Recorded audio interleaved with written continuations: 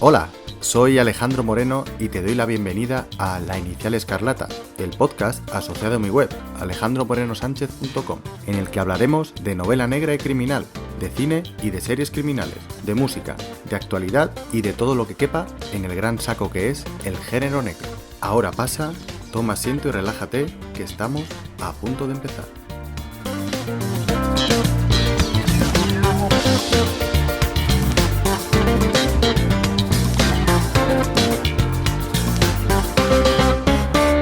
Hola, criminal, pues aquí estoy una semana más y si es tu primera vez en La Inicial Escarlata, pues te doy la bienvenida. Y si ya eres habitual del podcast, te doy las gracias por tu confianza. El capítulo de hoy es especial.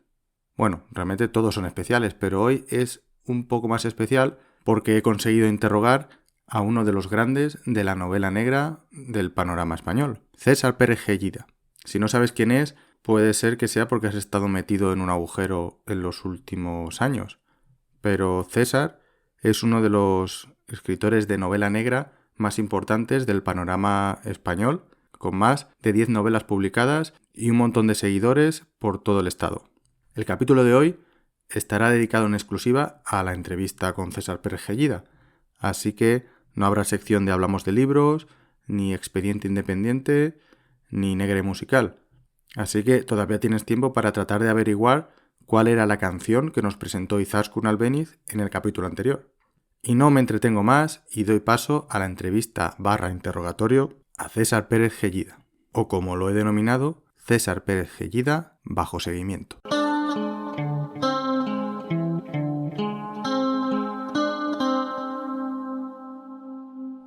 Por fin podía tomarme unos días de vacaciones y decidí hacer una visita cultural y gastronómica a Valladolid, una ciudad que llevaba muchos años queriendo visitar.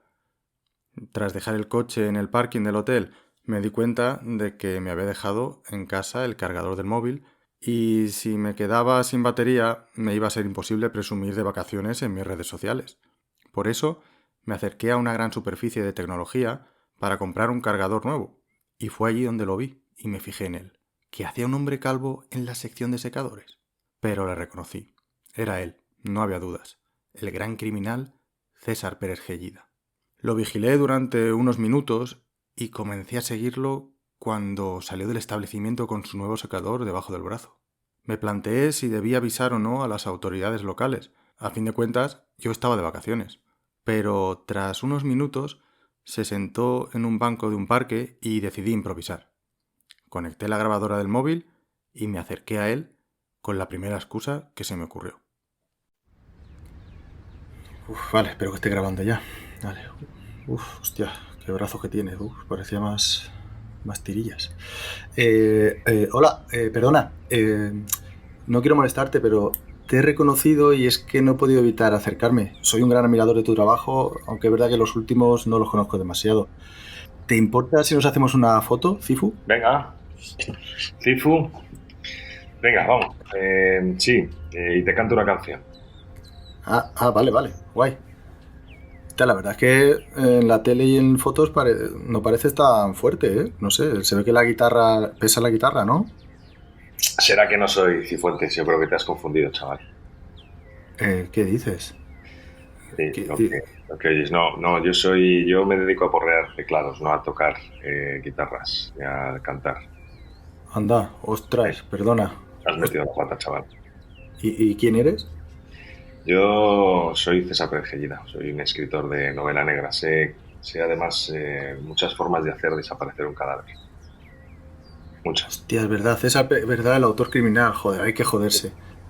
Perdona por la confusión, pero no sé, es que, a ver, yo siempre he sido un gran fan de celtas cortos y estoy aquí en Valladolid, de turismo y no sé, a ver, un tipo calvo y con perilla, me ha cegado el fanatismo, perdona. En Valladolid los únicos calvos que hay con perillas somos Cifu y yo.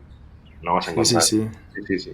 Eso me han dicho, vale. Bueno, pues, perdona, pero no, aún así también soy gran seguidor de tu trabajo, quiero que quede claro eso, sobre todo con esos brazos que te gastas. Pero bueno, ¿te importa si me siento? Es que necesito descansar, estoy cansado de hacer turismo. Yo me creía que Valladolid era más pequeño. Joder. No, hombre, si es la capital del universo, ¿cómo va a ser pequeño? Eso también he oído eso. Una pregunta un poco indiscreta. ¿El secador es para ti? El secador, yo tengo varios secadores. Trabajo con un secador enchufado y es mi forma de aislarme de las vilezas del mundo cuando me pongo a escribir. Claro, sí, sí, sí. Yo tengo varios secadores. Curioso método. Bueno, no, mira, así, mira, yo vivo en Alemania, por eso he aprovechado mi viaje aquí a España para hacer turismo por zonas en las que no he estado nunca. Y hace poco tuve el placer de conocer a alguien que conocer bien, a un criminal como tú, a Benito Olmo. Por allí vive en Frankfurt. Sí, sí, ahí justo tuve que ir a tuve que ir a un sitio en Frankfurt y me topé con él y estuvimos hablando de todo, de la vida del emigrante, del vagabundo, del sueño errante y me planteó una cosa que yo realmente llevo tiempo dándole vueltas y no he sabido encontrar respuesta. No sé, quizá tú a lo mejor, al ser también un criminal como él, quizá tengas una respuesta. Era algo así lo que me dijo. Un escritor criminal como tú se siente tranquilo cuando en sus novelas da tantas pistas sobre asuntos tales como asesinar o eliminar un cadáver sin dejar rastro. No sé, a lo mejor no es buena idea darle ciertas pistas a algunos lectores. ¿Se siente cómodo un criminal al hacer eso? ¿Sabes lo que pasa? Que los criminales no suelen leer novelas, suelen estar delinquiendo. Por eso delinquen, porque no han leído. Entonces es como muy incompatible. Mira, una de mis novelas, que es Sarna con gusto, va sobre un secuestro. Y ahí sí que contemplé unas líneas rojas que no podía pasar porque no quería hacer el manual del buen secuestrador, porque eh, lo traté con una persona que se dedica bueno, pues a la gestión, a la negociación con secuestradores y sí dijo determinadas cosas que no podía contar. Pero en el resto de novelas nunca pensamos en eso. Bien, bien, menos mal, porque si no, otra vez te cortaría un poco la creatividad. Eso, la verdad es que no lo había pensado. Me suena, quiero haber leído en algún sitio que antes te dedicabas a otras cosas. No sé, tenías un trabajo así honrado, en algo de telecomunicaciones o algo así. Y en estos días inciertos en los que vivir de la literatura es, digamos, un arte, ¿por qué decidiste dar el paso y convertirte en un criminal? Bueno, básicamente porque no sabía que era un oficio tan mal retribuido y tan complicado de vivir de él. Eh, si yo llego a saber en su día, bueno, pues la información que manejo ahora, seguramente no habría dado el paso. Ahora no me arrepiento en absoluto porque he tenido la suerte de ser de esos poquísimos que en nuestro país se pueden dedicar a este oficio de aporrear el teclado. Eh, pero dice muy poco de la cultura cuando estamos hablando de cuántos, de 100, de menos de 100 eh, personas que se pueden dedicar profesionalmente o que viven de la venta de sus novelas. Menos de 100 personas, pues eso para mí es un dato lamentable, la verdad. Sí, la verdad es que podría ser bastante mejor. ¿Y tienes claro lo que quieres conseguir, a dónde quieres llegar?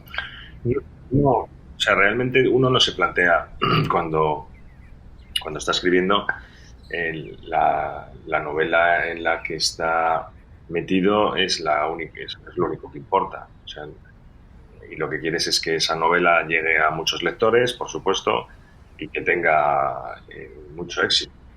Claro que sí, pero más allá de eso, yo creo que no llegan las aspiraciones. Las aspiraciones las limita la fecha de publicación de esa novela. En el momento que eso ocurre, está en manos de los lectores, ya deja de ser del escritor, del autor, bueno, pues ya deciden los lectores el devenir que va a tener esa historia. Es que es imposible, o sea, nunca vas a saber que si van a funcionar o no. De todas maneras, sé que te está yendo bien y que acabas de terminar una gira bastante larga de promoción, que imagino que habrá sido muy cansada. ¿Qué es lo bueno de esos viajes? Bueno, la promoción lo bueno que tiene es que tienes contacto con el lector, que no ocurre normalmente en tu rutina habitual. No es algo que ocurra, porque es un trabajo muy solitario. Es un trabajo en el cual tú le tienes que contar todo al bicho, el bicho no te lo cuenta, no te cuenta nada a ti, no te responde, ¿no? Entonces, la promoción tiene esa parte buena, pero es muy cansado porque incluye muchas entrevistas con medios de comunicación, las entrevistas suelen ser muy parecidas, mismas preguntas, mismas respuestas, luego tienes un acto público con los lectores, se hace muy, muy intenso y en mi caso yo que he lanzado a mediados de noviembre, he terminado la promoción en febrero. Eh, entonces, al final se hace intenso. Luego, claro, no tienes la rutina ni el tiempo para escribir, que es lo que realmente te apetece, ¿no? Y no, nada, que eso te genera pues un poco de ansiedad, porque la historia la tienes ahí en la cabeza, la quieres sacar y no puedes. Eso te iba a decir, que si no te cansas un poco de hablar de una novela que seguramente terminaste un año atrás y estás ahora, a ti te gustaría hablar a lo mejor de la que estás haciendo ahora. Imagino que es parecido a lo que pasa con los cantantes y los músicos. Cuando a celtas cortos les piden siempre el 20 de abril, estarán un poco cansados. Claro, sí, pero toca lo que toca. Tú sabes que cuando vas de promoción, lo que toca es hablar de esa novela que acaba de ser publicada y luego la otra la tienes tú en la cabeza porque es un ser vivo que va evolucionando, ¿no? Y ni siquiera, no, a mí tampoco me gusta hablar de lo que tengo en la cabeza. Me gusta hablar cuando tengo que hablar de ella, que es cuando pueden leerla los lectores. Bien, bien. Cuando antes te decía que conozco tu trabajo, era verdad. Leí todo lo mejor porque realmente me encanta la historia reciente de Alemania y también quería saber más sobre ese Berlín de los 80 que bueno, yo no conocí. Y tengo pendiente todo lo peor. Eh, ¿Qué te llamó a escribir sobre esa época en concreto? Bueno, principalmente porque es todo lo mejor y todo lo peor es parte de una deuda que yo quería saldar con un personaje que es Armando Lopategui Carapocha, en el momento de su histórico vital en el que él pertenece al KGB y lo destinan a la administración 12 de la Stasi. Tenía muy claro que el momento histórico era ese. Y aparte, a mí la Guerra Fría siempre, como licenciado en Geografía e Historia, me ha llamado muchísimo la atención, sobre todo esos últimos años de la Guerra Fría, en los que la Unión Soviética ya sabe que no va a poder imponerse al capitalismo, pero aún así emplea sus mejores armas para no dar su brazo a torcer y sus mejores armas son los servicios de inteligencia, sin duda alguna. Entonces, con todos esos ingredientes, tenía como muy claro la receta, que iba a ser una novela muy negra, o una serie de dos novelas muy negras con investigación criminal y espionaje, y a partir de ahí, pues, dar rienda suelta a los personajes, no hay más. Vale, vale. Pues por lo menos yo la que he leído, que es la primera parte, me gustó bastante. O sea, bastante no, mucho. Me alegro. Además también dio la casualidad, no sé si fue con un par de meses de diferencia, que se juntó con la serie de Chernobyl, que también trata más o menos esa época, esos años. Y tener las dos en la cabeza así te ayuda un poco a ver cómo era aquella época. Sí. Aunque no es el mismo, o sea, no es el mismo país, no es la misma ciudad, pero digamos que es la misma así, mentalidad. Vale, me suena, que no lo tengo claro, que bueno, tu primera novela está ambientada aquí, en Valladolid, y existe hasta hay rutas turísticas que te acercan a diferentes zonas que aparecen en la trama.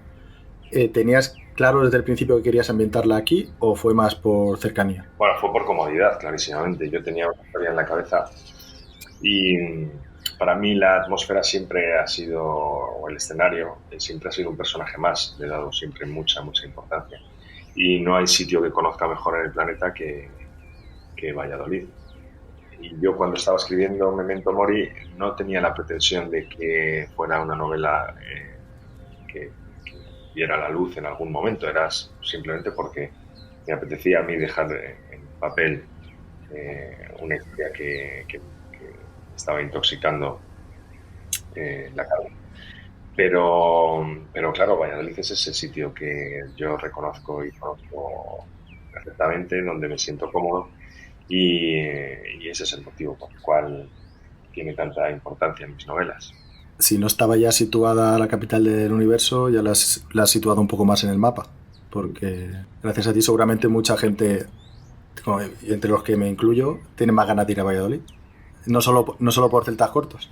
Sí, bueno, es verdad que, que la gente, a raíz de leer la primera trilogía, bueno, pues ha habido mayor interés por conocer los lugares por los que se desarrolla, en los que se desarrolla la acción, lugares como el Cero Café, donde yo estoy mucho, noto que viene gente, bueno, noto porque coincido con ellos de todas partes de España y los reconoces enseguida porque entran y se quedan mirando el local, buscando esos detalles que les lleven a los capítulos que han leído.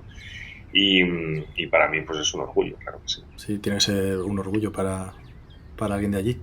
Creo, porque no las he leído todas, que las siguientes novelas te han llevado a Italia, a Islandia, a Budapest, a Argentina. ¿Te gusta hacer turismo, no? ¿O lo haces desde casa? Bueno, son todos lugares que yo he conocido, todos los lugares que son grandes, que se han convertido en escenarios de mis novelas, eh, son lugares que he visitado, excepto Islandia, que no he estado, bueno, y que son escenas casi todas del interior, las que se desarrollan allí. Eh, pero, por ejemplo, en Buenos Aires he vivido 2 años y el resto de escenarios pues los conozco muy bien, ¿no? En Trieste también he vivido, en Berlín, por ejemplo, he estado 2 veces, más una de ellas durante bastante tiempo. Quiere decir que son sitios en los que yo he conectado con el lugar y me lo he creído y que en el momento en el que uno se pone a planificar una novela se encuentra a gusto pensando en los lugares. Bueno, también se agradece que no sean las típicas ciudades que salen en todos los sitios, tipo París, Londres. Bueno, Berlín sale mucho, pero porque tiene mucho que ofrecer, y sobre todo en aquella época, claro. Claro, en ese caso para mí era obligado, ¿no? Berlín era un sitio, era el epicentro de la Stasi, ¿no? En ese momento no podía hacerlo en otro sitio que no fuera en Berlín. Eh, pero sí, bueno, también tratas de diferenciarte y no, no utilizar lugares recurrentes, claro. Luego, una cosa que me ha llamado la atención, o por lo menos de las que yo he leído y lo que he leído sobre las otras que no he leído, es que más o menos las historias están conectadas con distintos personajes, ¿no? ¿Por qué haces esto? ¿Te cuesta despedirte de ellos? Pues no es algo, fíjate, no es algo que yo tenga en, no sabría decirte. Claro que cuesta despedirte de los personajes porque los llevas dentro, los interpretas, tienes que hacer ese proceso de abstracción de ti mismo para poder dotar de alma a los personajes que vas a utilizar en tus novelas desde luego que generas unos vínculos emocionales con ellos y les prestas parte de su ADN y tú al final te intoxicas del suyo. Entonces, claro que cuesta desprenderse, pero no sé si es esta la razón. Yo, por ejemplo, con Storytel, que tengo dos audiolibros con ellos, son historias totalmente distintas, personajes nuevos, y no me ha costado más ni menos que cuando planteo una novela en la que recurro a personajes que ya llevo dentro. No, es simplemente porque me parece que hay más historias que contar, siempre dejo como una serie de hilos de los que se pueden tirar y acabo tirando de ellos, pero no sé cuánto tiempo puede durar. Puede ser que en la siguiente también recurra a personajes que ya conocen, puede ser que no y que cree personajes nuevos, no lo sé, no lo sé nada. Hombre, te digo, a mí como lector me gusta, me hace especial ilusión cuando descubro que alguien, aunque tenga un papel pequeñito, digo, anda, este es el de la otra novela, vale, vale. Eso a mí me gusta sobre todo descubrirlo sin saberlo, o sea, sin saber qué va a suceder.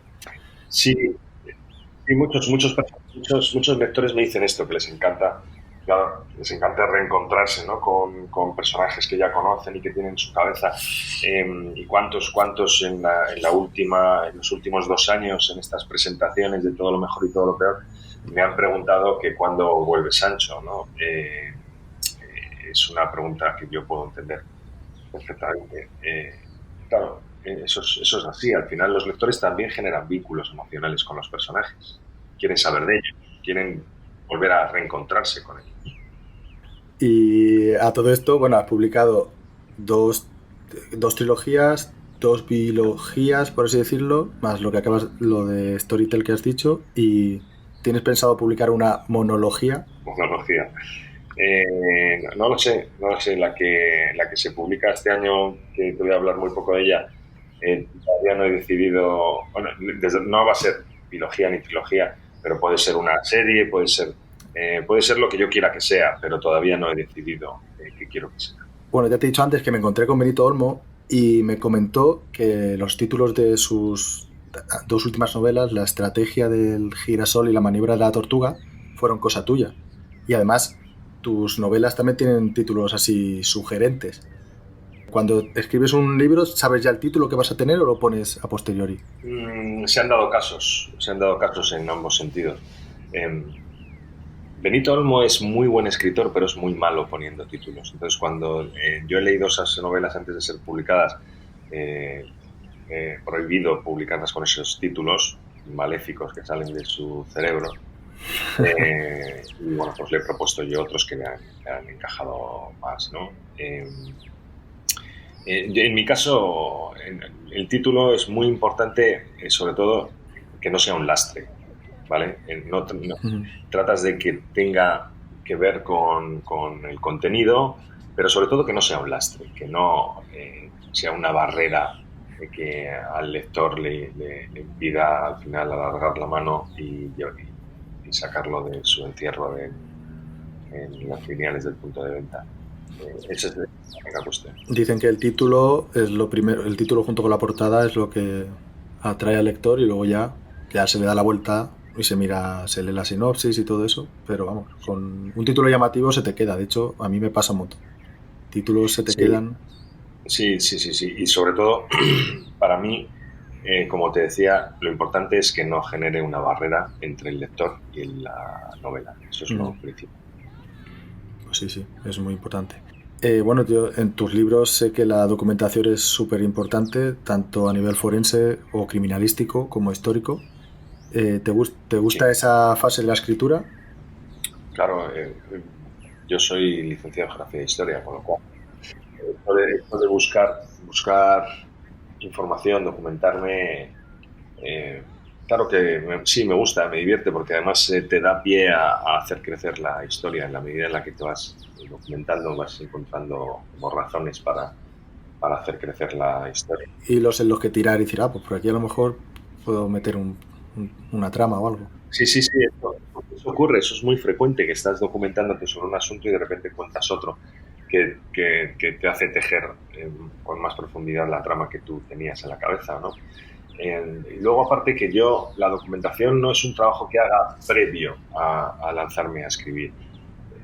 En todo lo mejor y todo lo peor sí tuve que hacer una parte, lógicamente, que es de la vida en los años 80 en Berlín, en la Stasi, etcétera, que es como los mimbres básicos, pero normalmente yo lo que hago es, en función de las necesidades que me voy encontrando, pues así me documento, ¿no?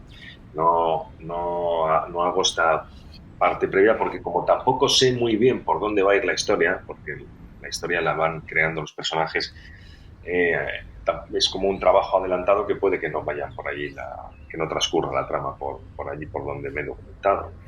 Interesante. Eso me da a preguntarme, ¿eres un criminal organizado o desorganizado? Porque con tanta trama y tantos giros y tanta cosa que hay que cerrar y pistas y todo eso. Tendría que decir desorganizado, en el sentido de que no trazo el plan antes de ejecutarlo. En, en mi caso tengo una idea, un punto de partida, y me dejo llevar por la intuición. Me centro en la escena que estoy escribiendo y cuando termino en la siguiente, y así de forma sucesiva hasta que tengo un primer borrador que desde el punto de vista argumental pues necesita mucho trabajo de estructura, eh, pero lo que hago es torturarlo hasta que me confiesa a mí lo que yo necesito. Esta es la cuestión. Cuando lo tengo armado desde el punto de vista que es coherente en la trama y se sujeta en sí mismo, es cuando empiezo a escribirlo correctamente. Guay. También imagino que eso es una parte buena del escribir, el sorprenderte. Claro. Cuando eres escritor de mapa, muy de mapa, la parte de ponerte a escribir debe ser la más aburrida. Porque, claro, ya sabes lo que va a pasar, en teoría. Y sobre todo que si no sabes dónde vas, difícilmente el lector se va a anticipar a lo que tú quieres, ¿no? Entonces, esa es la cuestión. Visto de ese modo, la verdad es que está bastante bien. Pues, bueno, lo como has dicho antes, has escrito 2 audiolibros. De hecho, yo Memento Mori no lo leí, lo escuché. ¿Y qué tal la experiencia al escribir para ser escuchado y no leído? Bueno, pues son otras normas, si quieres llamarlo así, ¿no? Porque te tienes que adecuar a un formato que es el formato audio, con una estructura predeterminada. Entonces, digamos que te tienes que encasillar un poco más, pero, pero a mí la verdad es que me ha gustado mucho, porque a mí una de las cosas que creo que se me dan bien en la escritura son los diálogos, el ritmo de la narración, y en formato audiolibro encaja muy bien todo esto. Y el resultado de Kodiak, que es la primera, la que está ya publicada, porque la otra todavía no está publicada, eh, bueno, publicada, no sé si es el término correcto, publicada. Bueno, pero todavía no está al alcance de los audio escuchantes. Sí, sí, no sé, eso. Como es algo nuevo, todavía hay Pero, términos. pero a mí me gustó, el resultado. Yo cuando escuché Kodiak, me gustó, y yo, bueno, la gente que la ha escuchado, las críticas son muy buenas, así que, bueno, pues yo creo que es hacer crecer la industria, ¿no? Editorial, de alguna forma. Yo creo que eso suma mucho más de lo que resta, porque restar no resta nada. Sí, está bien. Yo ya te digo, me he aficionado últimamente en los últimos meses a escuchar, sobre todo cuando estás en movimiento, vas en el tren o Claro, haces cosas más mecánicas y sí, al final me estoy leyendo o escuchando un libro a la semana, un audiolibro o algo así. muy bien. Así que está bastante bien. Es verdad que no es lo mismo porque yo que también escribo, a mí me gusta leer y fijarme en, joder, esta frase o esta aquí cómo lo ha hecho. Pero al final la historia te queda, Sí. que es lo importante.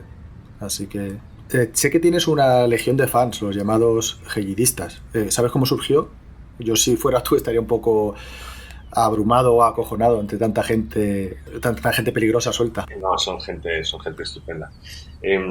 Bueno, no sé el momento en el que surgió. Supongo que cuando llegas a un volumen de lectores que se sienten identificados con tus novelas y que están esperando a que publiques, pues se forma el grupo como de forma, por generación espontánea, si quieres Sí, llamarlo sí. así. Pero claro, yo estoy orgullosísimo de que haya gente que, en cuanto publico, pues van al punto de venta y se hacen con la novela, la leen, la critican, que quieren comentarlo con otros lectores generistas.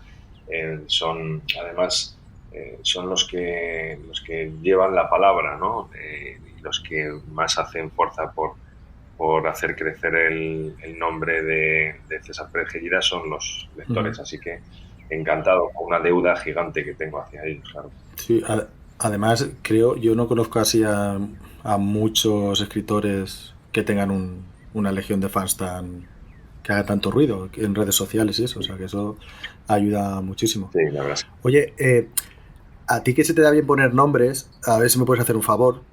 Tengo un podcast y no encuentro una frase así, un eslogan para terminar, así uno contundente. No sé si se te ocurre alguno. Pero y el podcast es sobre, dame más información. Novela negra, género negro, así, el mundo de la literatura, negro criminal, por así decirlo. Hablo siempre sobre eso, sobre cine, sobre series, sobre lo que se me ocurre, pero siempre en el mundo negro criminal. ¿Qué sueles decir? Sí, hasta luego criminal. Hasta luego, criminal. Pues déjame pensar. Nos vemos en el forense. Vale, apuntado, muchas gracias. ¿Hay alguna pregunta que te gustaría hacerle a alguien del mundo criminal pero que no le hayas hecho aún? Quizás en mi próxima entrevista o interrogatorio se la pueda hacer. No sé quién será. Pues la verdad es que tengo la suerte de tener contacto con casi todos mis compañeros de la novela negra española. Hombre, a mí me gustaría conocer personalmente a Jon Esbo, que es un tipo que admiro, que es noruego, pero por eso no tengo la dificultad ahí del encuentro. Pero sí, si algún día te encuentras con Nesbo, pregúntale que hasta cuándo va a estar escribiendo de Harry Potter. Vale, apuntado. Muchas gracias. Mira, te voy a ser sincero. Yo realmente soy inspector de policía y me he acercado a ti para ver si te podía sacar algo, pero como además estoy de vacaciones, mejor dejo a los compañeros de aquí locales que se encarguen ellos si quieren. Además, me ha parecido un majete y te voy a dejar tranquilo aquí en tu banco con tu secador. Pues muchas gracias, amigo mío, te lo agradezco. Y nada, que tengas más encuentros así casuales con escritores de novela negra. Eso espero y es que mis jefes lo tengan en cuenta y muchas gracias a ti por dejarte abordar aquí por un impresentable así surgido de la nada. Cuídate mucho. Qué majo César Perejellida, la verdad. Ah, mierda, se me ha olvidado preguntarle si sabe dónde vive alguno de los de Celtas Cortos.